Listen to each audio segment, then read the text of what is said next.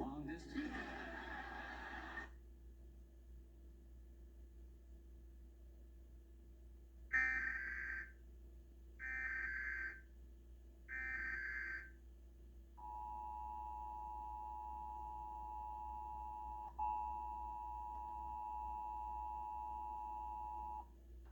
This is a nationwide test of the Emergency Alert System, issued by the Federal Emergency Management Agency, covering the United States from 2:20 to 2:40 p.m. Eastern Time. This is only a test.